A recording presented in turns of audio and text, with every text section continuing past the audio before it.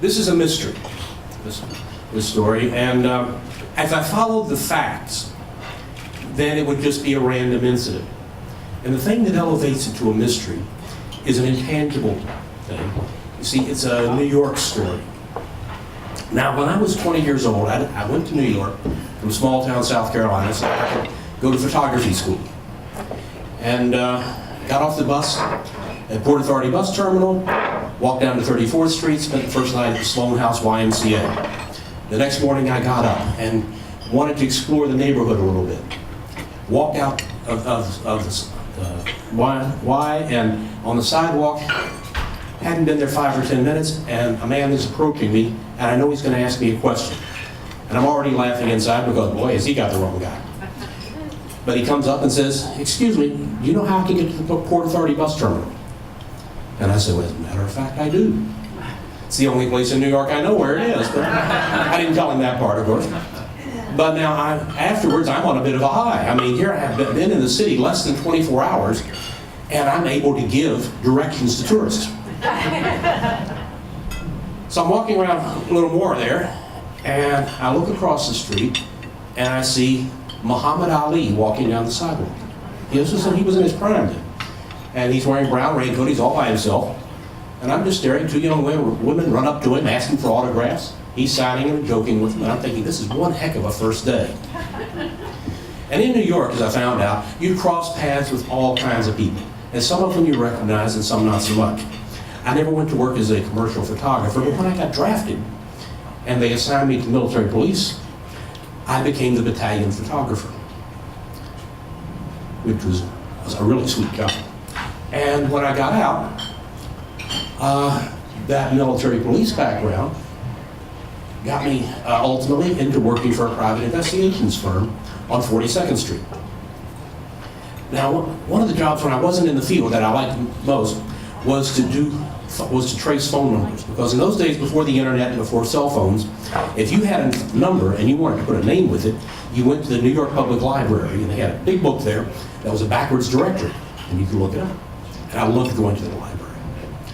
So this day, I go over and I approach the front entrance with the wide steps and the line on either side, and I see a man walking down the steps, and right behind him is a character in coveralls and a multicolored shirt and a mop of brown curly hair, imitating his walk until he gets down to the sidewalk, and the woman starting up after that, and this mime or whatever he was, fell in behind her, imitating her going up the steps. And I'm there thinking, what would Sam Spade or Philip Marlowe or Mike Hammer do in a case like this? So I waited till he started following a third person down the steps, and I scooted up the opposite side. Went in, looked up the number, got my name. I came back out, and I'm looking both ways. The coast is clear. I start down the steps, and then, because I am a trained professional investigator, I can tell when there's a mine 2 steps behind me. And that was just average New York craziness, until years later, I happened to be reading an interview with Robin Williams, in which he said when he was starting out, one of the things he would do is go over to the New York Public Library and follow people, imitating them up and down the steps. And I thought I never saw anyone else do that. The time frame was right. You know, we were both starting out. We were both totally unknown. Now, he took a different path. But I stuck with it, and I stayed unknown. And because I'm not a quitter. Anyway, I promised you a mystery, and so we can go back in time a little bit. When I got out of the service, I had decided, really, to instead of being a photographer, I wanted to be a filmmaker. I had expanded my horizons. So I went to the School of Visual Arts on 23rd Street with a major in film. Now, because I was older than my classmates, and because I had a wife and a baby, I didn't hang out with the guys very much. So it was in my second year before someone asked me to help them with a project. And of course, I was tickled to death that I'd do anything. And this is a French-Canadian student. He wanted to shoot a film that was starting off. The opening scene was to be on an intercity bus at night. And he needed people to populate the bus. And since I still had my old Army uniforms, he said, "Could you be a soldier on the bus?" I said, "Fine. I'd love to do anything." So since we were students, he couldn't afford to rent a bus. So he had made arrangements with the bus company to use the bus in their yard in Hoboken. And we all loaded into cars and drove over. And I got on board the bus with the other passengers and sat down about 2/3 of the way back. And he had other guys who were going to be on the outside of the bus, rocking it back and forth to give some sense of movement. And other guys would have a spotlight in each hand and run past the bus to give the illusion of headlights. This is special effects, people. So I'm sitting there, and as a good director, you know how to take advantage of situations that come your way. And one of the guys rocking the bus had brought his girlfriend to see how a movie's being made. And so the director gets on, he's got this girl with him, very pretty, long blonde hair, and he walks over to me and he says, "This is going to be your girlfriend. She's going to be riding with you on the bus." I say, "Fine." Now, he told me her name, but went right by me, and I thought I'll ask her again as soon as she sits down. But no sooner had her bottom hit the seat, but she stuck her nose in a paperback book. Okay. He gets off, he's coming on. Now, the scene we were going to do starts with the camera in the back of the bus, and then it's on a dolly, and it's going to roll up the aisle, taking everybody in the bus, and when he gets to the front, it's going to swing over and focus on the star who's sitting behind the driver. Simple scene, complicated setup. So he gets the camera and the dolly and everything on the bus, rolls him back, he comes over to us, and he says, "Now you two have not seen each other for about a year, and this is your reunion. So I want you kissing and stuff like that." Well, we bring the camera down the aisle.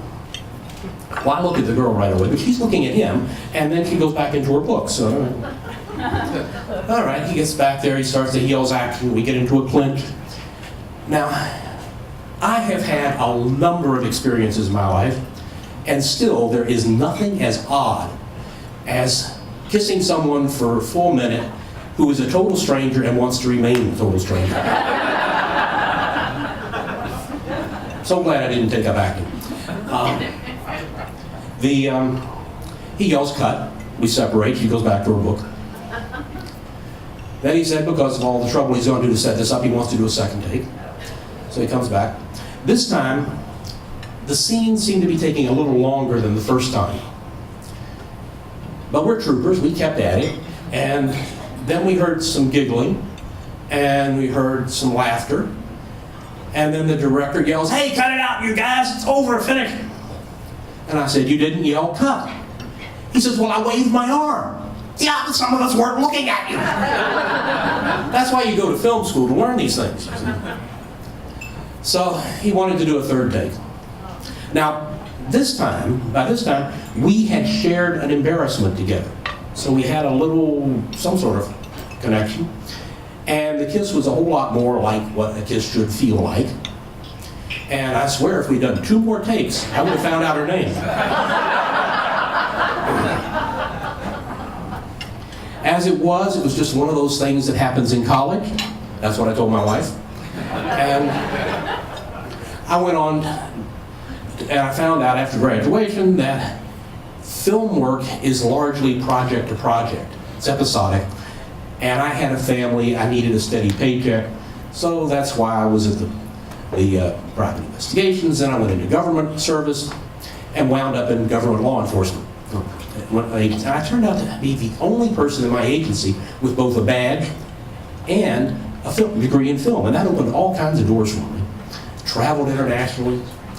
One of the more mundane trips was down to Brunswick, Georgia. And on a Saturday, with nothing to do, I went to a movie matinee and saw Black Widow. If you haven't seen it, I recommend the film. Teresa Russell plays a serial killer who's poisoning her wealthy husbands, and Deborah Winger is the FBI agent who pursues her. About 55 minutes into the movie, Teresa Russell is stretched out beside a swimming pool in Hawaii with little or no makeup on, and suddenly I had a flashback. Now, for those of you who haven't had one, I've only had the one, it is not an association of memories. It is not memory recall.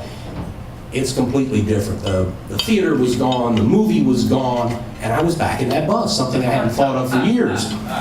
And I really understand how disorienting flashbacks can be for veterans, and usually they don't get to kiss pretty girls in their flashbacks. But I was so impressed by this, I ran to the library as soon as the movie was over, and I found out that at the time of the bus movie, Teresa Russell had been 16 and had been in New York, so it was certainly possible that he had been dating a film student. Now, that's the question, that's the mystery. Did I, in fact, kiss a future movie star? Now, if this were anything else, I wouldn't even entertain the question. It's absurd. But it's also a New York story.